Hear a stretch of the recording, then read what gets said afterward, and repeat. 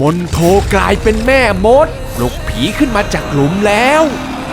เมื่อทศกัณฐ์ไร้ที่พึ่งเมียแสนดีอย่างมนโทจึงต้องยอมใช้มนต์สุดร้ายกาจจะเป็นยังไงเมื่อกองทัพยักษ์ฆ่าไม่ตายและพวกลิงคืนชีพไม่ได้กองทัพพระรามจะรับมือกับเหล่าปีศาจของพญายักษ์ได้หรือไม่เดี๋ยวมารับชมกันต่อได้เลยครับในตำนานรามเกียรติ์ตอนที่ 23 มนโทปลุกผีดิบยักษ์ครับ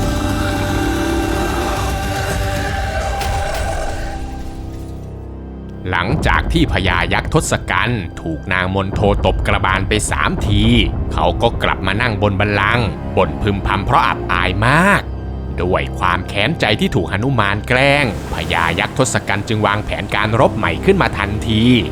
ทศกัณฐ์เนี่ยนะครับรีบส่งสารไปเชิญพี่ชายต่างแม่นามว่าทัพพนาสูรเจ้าผู้ครองนครจักรวาลให้มาช่วยรบทันทีที่ทัพพนาสูรได้ทราบข่าวสารจากน้องทศกัณฐ์เขาก็โกรธมากเลยนะครับที่พี่น้องของตนถูกมนุษย์บุกมาสังหารทัพพนาสูรจึงเร่งจัดทัพแต่งองค์ทรงเครื่องนักรบเต็มยศขวาคทาเพชรกับธนูศิลป์ขึ้นขี่ราชรถเทียมโตสัตว์ในตำนานเคลื่อนพลมายังกรุงโลงกาในทันทีเมื่อมาถึงที่หมายแล้วทัพพนาสูรก็ตรงเข้าสู่สนามรบยืนตั้งมั่นรอฆ่าศึกอยู่ที่ชายป่า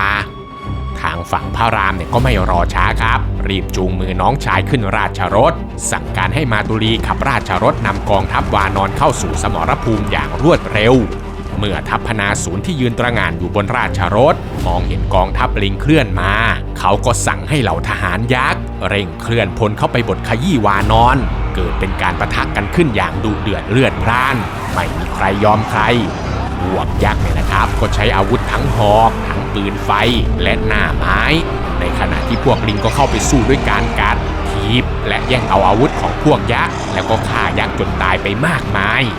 ทัพพนาสูรที่เห็นลูกน้องเพลียงพล้ำก็หยิบเอาศรวิเศษขึ้นมาพาดสายแล้วก็แผลงออกไปกลายเป็นศรอีกนับไม่ถ้วนพุ่งเข้าไปสังหารเหล่าวานอนจนล้มตายราวกับใบไม้ร่วงพระรามที่ได้เห็นก็ไม่ยอมครับรีบแผลงศรพรหมมาศเข้าไปทำลายศรของยักษ์ราชรถและก็ไพรพลยักษ์จนล้มตายไปมากมายเช่นเดียวกันและแม้ราชรถเทียมโตของทัพพนาสูรจะพังทลายลงไม่เป็นท่าแต่ทัพพนาสูรก็ยังคงยืนหยัดสู้อยู่บนพื้นดินด้วยความโกรธแค้นเขาตัดสินใจงัดไม้ตายออกมาใช้ครับจัดการพนมมือท่องมนต์เนรมิตกายให้ใหญ่โตตัวสูงเสียดฟ้าแล้วเอาตัวแทรกลงแผ่นดินปากล่างจรดพื้นแลบลิ้นไปบังดวงอาทิตย์จนท้องฟ้ามืดดับก่อนจะใช้2 มือที่สูงใหญ่ราวกับกำแพงโอบล้อมพวกลิงเอาไว้เหล่าวานอนที่มองไม่เห็นอะไรเนี่ยก็วิ่งชนกันไปกันมามั่วไปหมดเลยนะครับก่อนจะพากันหลงวิ่งเข้าไปในปากของทัพพนาสูรและถูกกลืนลงท้องยักษ์ไปพี่เพกที่เห็นเหตุการณ์วุ่นวายเนี่ยก็รีบรายงานต่อพระรามถึงเหตุการณ์ที่เกิดขึ้นและก็ขอให้พระรามส่งทหารฝีมือดีขึ้นไปตัดแขนของยักษ์โดยเร็วพระรามจึงสั่งให้สุครีพไปจัดการสุครีพไม่รอช้าครับร่ายเวทเนรมิตกายให้ใหญ่โตมี4 หน้า 8 มือถือพระขันเหาะขึ้นไปเหนือเมฆแล้วกระโจนตัวเข้าใส่ยักษ์ใช้พระขันฟันแขนทั้ง2 ข้างของยักษ์ทัพพนาสูรจนขาดกระเด็นท้องฟ้าจึงพลันกลับมาสว่างอีกครั้งทัพพนาสูรที่แม้จะเสียแขนไปแล้วนะครับแต่เขาก็ยังไม่ยอมปากไล่งับสุครีพจนไม่ทันเห็นว่าราชรถของพระรามได้เข้ามาประชิดตัวแล้วพระรามไม่รอช้าพาดศรพรหมมาศขึ้นสายแล้วแผงศรไปทะลวงร่างของเจ้ายักษ์ทัพพนาสูรขวานผ่าเอาตับไตไส้พุงของยักษ์ออกมาจนตายทำให้ศพลิงมากมายในท้องของยักษ์ทัพพนาสูรไหลทะลักออกมาจำนวนมากพี่เพกที่รู้ดีว่าคราวนี้ถ้าหากใช้เพียงแค่ลมอย่างเดียวคงไม่อาจจะปลุกชีพของเหล่าวานอนได้เขาจึงแนะนำให้พระรามยิงศรเรียกพระอินทร์ให้ลงมาช่วยพระรามจึงทำตามคำแนะนำของพี่เพกยิงศรเรียกพระอินทร์ลงมาและเมื่อพระอินทร์ได้เห็นศรของพระรามก็รับรู้ได้ถึงความเดือดร้อนของนารายณ์อวตารพระอินทร์จึงพาพระวิษณุกรรมลงมาพรมน้ำทิพย์วารีไปทั่วสนามรบและเพียงชั่วพริบตาเท่านั้นแหละครับร่างวานอนที่ตายเกลื่อนกลาดก็คืนชีพกลับมาพร้อมกันอย่างน่าอัศจรรย์เมื่อภารกิจเสร็จสิ้นแล้วพระอินทร์กับพระวิษณุกรรมก็ลาพระรามกลับสู่วิมานไปดังเดิม แน่นอนครับว่าเหตุการณ์ที่เกิดขึ้นทั้งหมดนี้มันอยู่ในสายตาของสารันตทูตยักษ์สอดแนมและเขาก็ไม่พลาดที่จะนำเอาข่าวนี้กลับไปรายงานต่อทศกัณฐ์เช่นเดิมพญายักษ์เนี่ยแทบช็อกเลยนะครับหัวใจเขาแตกสลายเมื่อได้รู้ว่าพี่น้องตายไปอีกแล้วทศกัณฐ์ได้แต่เศร้าใจเข้าไปปรับทุกข์กับนางมนโทเมียรักอีกเหมือนเคยนางมนโทที่เห็นสามีเป็นทุกข์อยู่ตลอดเวลาก็พยายามหาทางช่วยเหลือกระทั่งนางมนโทนึกขึ้นได้ว่าตัวเองนั้นมีวิชามนต์อยู่บทหนึ่งซึ่งเคยร่ำเรียนมาสมัยที่ทำงานรับใช้พระแม่อุมาวิชานี้มันเรียกว่าพิธีสัญชีพเป็นพิธีหุงน้ำทิพย์วิเศษที่จะต้องใช้เวลาทั้งหมด7 วันซึ่งหากนำน้ำทิพย์ในพิธีไปพรมใส่ศพใครก็ตามไม่ว่าจะตายไปแล้วกี่ร้อยกี่แสนครั้งก็จะสามารถฟื้นคืนชีพกลับมาได้เสมอแต่พิธีนี้มันมีเงื่อนไขสำคัญอยู่ข้อหนึ่งนั่นก็คือระหว่างการใช้งานน้ำวิเศษนี้ทศกัณฐ์จะต้องอดกลั้นกามารมณ์ห้ามหลับนอนกับนางมนโทโดยเด็ดขาดเพราะมันจะทำให้น้ำทิพย์เสื่อมฤทธิ์ซึ่งทศกัณฐ์เองเนี่ยก็ไม่มีปัญหากับเงื่อนไขนี้ครับรีบสั่งจัดตั้งพิธีที่ลานกลางแจ้งให้แก่ภรรยาทันทีซึ่งในขณะที่นางมนโทกำลังนุ่งขาวห่มขาวเริ่มทำพิธีสัญชีพอยู่นั่นเองแหละครับทุกคนสองพี่น้องฝาแฝดทศคีรีวรรณกับทศคีรีธรลูกของทศกัณฐ์ที่เกิดจากนางช้างก็เกิดนึกคิดถึงพ่อทศกัณฐ์ขึ้นมาพอดีนะครับเพราะว่าหลังจากที่พวกเขาทั้งสองถูกท้าวอัศกัณฐ์นำมาเลี้ยงเป็นลูกอยู่ในเมืองดุรัมจนโตเป็นหนุ่มพวกเขาก็ไม่ค่อยจะได้เจอกับพ่อทศกัณฐ์เลยวันนี้สองพี่น้องจึงไปขอลาพ่อบุญธรรมยกทัพยักษ์หน้าแปลกเดินทางไปเยี่ยมพ่อที่กรุงลงกาเมื่อมาถึงเนี่ยทศกัณฐ์ก็ดีใจที่สุดเลยนะครับที่ได้เจอลูกชายเพราะทั้งสองเนี่ยมาได้ประจวบเหมาะกับช่วงสงครามพอดีทศคีรีวรรณกับทศคีรีธรที่ได้ฟังเรื่องราวที่เกิดขึ้นกับพี่น้องยักษ์ก็โกรธจนเลือดขึ้นหน้ารีบเอ่ยปากอาสาช่วยเหลือพ่อต่อสู้ทำให้ทศกัณฐ์มีความหวังขึ้นมาอีกครั้งพญายักษ์เริ่มวางแผนการรบครั้งใหม่ขึ้นทันทีโดยให้สองพี่น้องเนี่ยเป็นทัพหน้าเข้าไปปะทะกับศัตรูก่อนเพื่อถ่วงเวลาให้ตนเป็นทัพหลวงรอน้ำทิพย์จากนางมนโทแล้วค่อยเข้าไปผสมโรงเมื่อตกลงกันเสร็จแล้วทศคีรีวรรณกับทศคีรีธรก็ขึ้นขี่ม้านำกองทัพไปยังสนามรบทางฝ่ายค่ายทหารวานอนที่ได้ยินเสียงกองทัพยักษ์บุกมาอีกครั้งก็ตื่นกลัวอยู่ไม่น้อยนะครับพิเภกก็เลยจับยามดูและบอกกับพระรามไปว่าวันนี้ทศกัณฐ์พาลูกที่เกิดจากนางช้างมาร่วมรบด้วยซึ่งยักษ์ทั้งสองนั้นมีกำลังมหาศาลมากต้องระวังให้ดีพระรามเนี่ยก็ไม่รอช้าครับสั่งให้สุครีพจัดทัพแล้วพาพลักษ์น้องชายขึ้นราชรถเลื่อนพลออกไปเผชิญหน้ากับกองทัพยักษ์ทันทีทศคีรีวรรณกับทศคีรีธรเมื่อได้เห็นลิงเนี่ยก็ไม่หวั่นครับนำไพร่พลยักษ์เข้าตีพวกลิงอย่างห้าวหาญยิงปืนไฟพุ่งหอกดาบดังหาฝนไปใส่พวกลิงฝ่ายลิงเองก็ไม่น้อยหน้าวิ่งเข้าไปแย่งอาวุธจากพวกยักษ์มาแล้วสู้กลับอย่างดุเดือดแม่ทัพลิงเนี่ยก็พากันใช้แม่ไม้มวยไทยทั้งตบทั้งทีบและกัดพวกแม่ทัพยักษ์จนตายสิ้นสองฝาแฝดทศคีรีวรรณกับทศคีรีธรเมื่อได้เห็นฝ่ายตนกำลังจะพ่ายแพ้ก็รีบขี่ม้าศึกเข้าไปไล่เหยียบพวกวานอนจนแตกกระเจิงพลักษ์จึงแผลงสอนพลายวาดไปใส่ม้าทรงของทั้งสองจนตายทศคีรีวรรณกับทศคีรีธรจึงรีบคว้าเอาธนูมาแผลงสอนออกไปเป็นอาวุธ9ประการตกลงไปฆ่าพวกลิงจนตายเกลื่อนพลักษ์ก็เลยแผลงสอนเป็นลมไปพัดเป่าให้พวกลิงฟื้นคืนชีพแล้วสอนนั้นแหละครับก็พุ่งเข้าไปสังหารทศคีรีวรรณกับทศคีรีธรจนตายไปพร้อมกันด้วยทศกัณฐ์ที่เฝ้าดูลูกอยู่บนหลังช้างในส่วนของทัพหลังเมื่อได้เห็นลูกชายทั้งสองคนตายจากไปต่อหน้าต่อตาเขาก็แค้นหนักมากรีบขว้างกงจักรไฟไปเผาผลาญพวกวานอนอย่างโหดเหี้ยมพลักษ์ที่เห็นท่าไม่ดีจึงแผลงสอนพรหมมาศไปทำลายจักรและสังหารทัพยักษ์จนราบคาบเมื่อพญายักษ์ทศกัณฐ์ประเมินสถานการณ์ดูแล้วก็รู้ว่าตอนนี้คงสู้ไม่ไหวแน่ทศกัณฐ์จึงรีบหลบเข้าป่าไปก่อนแล้วสั่งให้ทหารยักษ์พยายามตั้งรับถ่วงเวลาเอาไว้เพื่อรอน้ำทิพย์จากนางมนโทซึ่งตอนนี้นะครับนางมนโทก็ได้สวดมนต์ทำพิธีจนครบ7 วันแล้วทันใดนั้นมันก็มีน้ำผุดขึ้นมาในหม้อแก้วทองคำจนเต็มนางมนโทเนี่ยดีใจมากรีบส่งน้ำทิพย์พิเศษให้แก่เสนายักษ์โมโหธรเหาะนำไปถวายให้แก่ทศกัณฐ์ที่สนามรบทันที เมื่อทศกัณฐ์ได้หม้อน้ำทิพย์มาแล้วก็ไม่รอช้าครับรีบจัดการนำเอาน้ำวิเศษนั้นไปพรมลงบนซากศพของยักษ์และเหล่าลูกหลานญาติพี่น้องที่ตายไปก่อนหน้านี้ทันใดนั้นแหละครับทุกคนสิ่งมหัศจรรย์มันก็เกิดขึ้นเหล่าขุนพลยักษ์มากมายทั้งอินทรชิตกุมภกันมยราบสหัสเดชะมังกรกันวิรุณจำบังและอีกมากมายพร้อมด้วยเหล่าทหารยักษ์ก็ต่างพากันผุดขึ้นจากหลุมฟื้นขึ้นจากความตายมาอยู่ในสภาพปีศาจผีดิบแล้วพุ่งเข้าไปโจมตีเหล่าวานอนอย่างบ้าคลั่งฝ่ายลิงเนี่ยก็พยายามต้านเอาไว้นะครับแต่ก็ต้านไม่ไหวและแม้พระรามพระลักษณ์จะแปลงสอนไปฆ่าพวกผีดิบยักษ์เท่าไร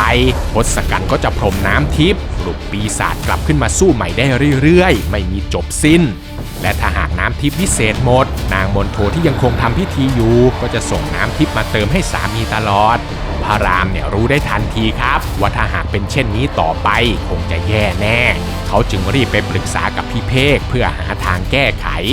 พี่เพกจึงแนะนำให้พระรามแผงสอนเป็นตาข่ายเพชร7 ชั้นเพื่อขังพวกปีศาจผีดิบเอาไว้ก่อนแล้วส่งหนุมานพร้อมกับวานอนจำนวนหนึ่งไปทำลายพิธีปรุงน้ำทิพย์พระรามจึงจัดการตามคำแนะนำของพี่เพกแผงสอนออกไปขังผีดิบยักษ์เอาไว้ชั่วคราวแล้วให้หนุมานกับพวกพากันหนีออกจากสนามรบ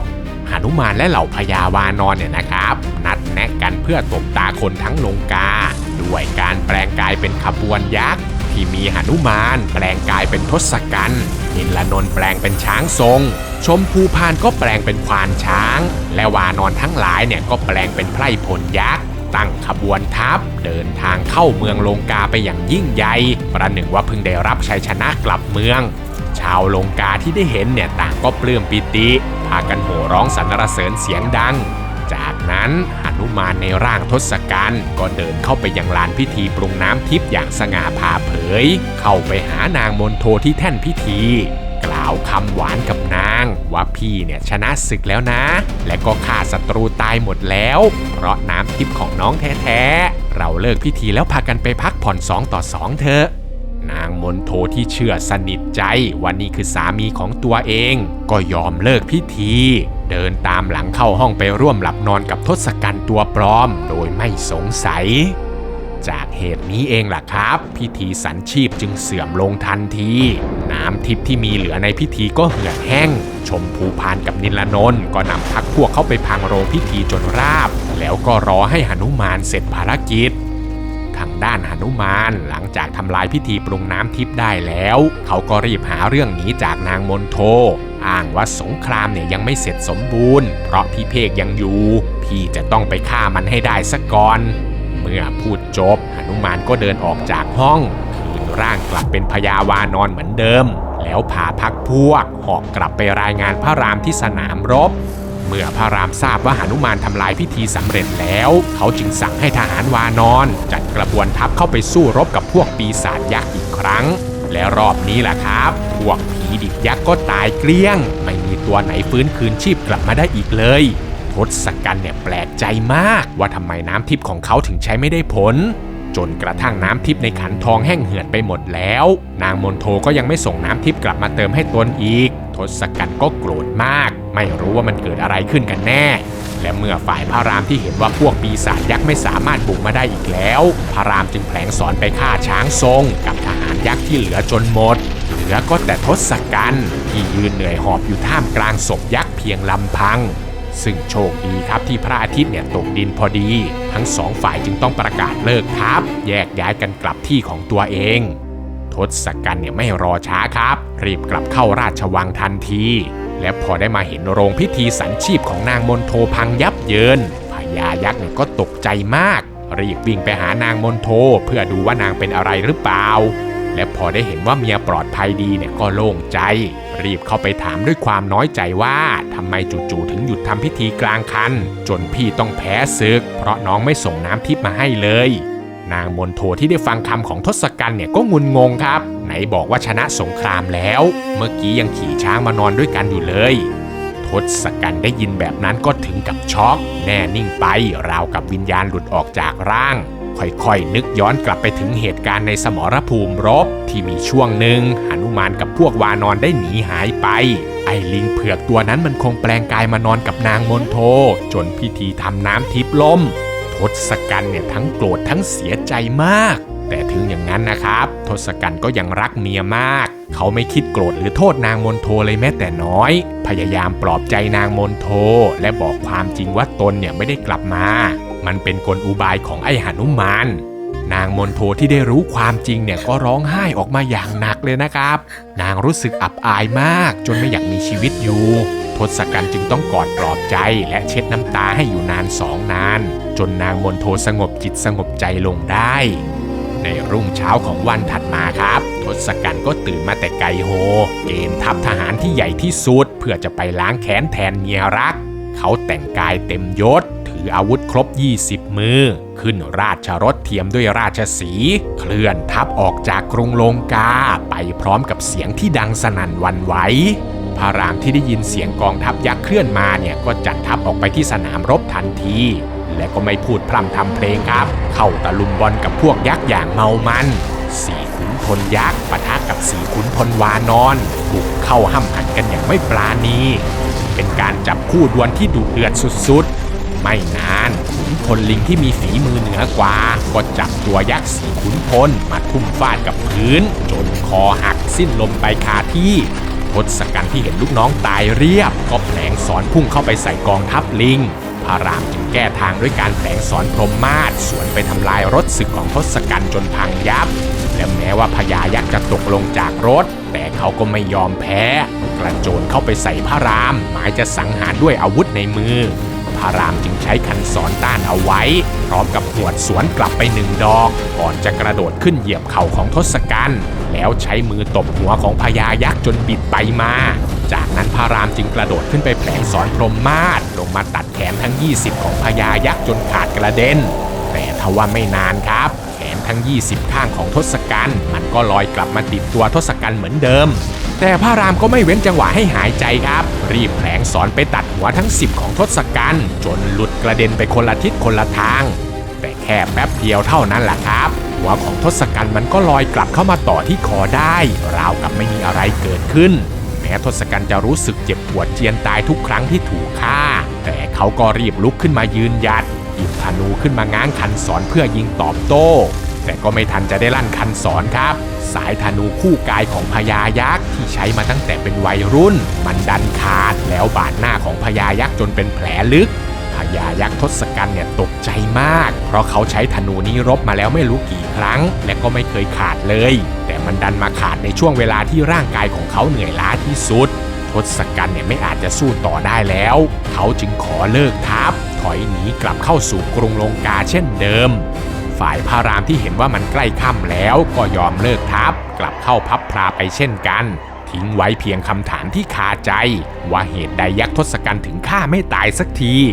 จนในเช้าวันต่อมาครับพระรามจึงตื่นขึ้นมาแต่เช้าตรู่รีบเข้าไปถามกับพี่เพกว่าในศึกครั้งที่ผ่านมาเนี่ยเขาแผลงสอนไปตัดหัวและก็ตัดแขนของทศกัณฐ์จนขาดกระจุยแต่ทำไมมันยังกลับมาต่อคืนและทศกัณฐ์ก็คืนชีพได้ตลอดมันเป็นเพราะอะไรกัน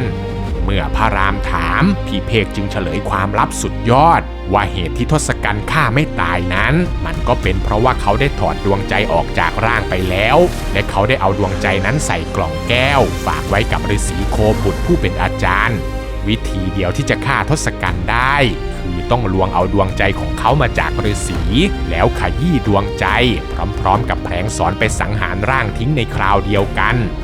และงานยากแบบนี้หนุมานจึงขออาสาไปลวงเอาดวงใจของพญายักษ์มาเองโดยขอพาองคตไปเป็นเพื่อนคู่คิดด้วย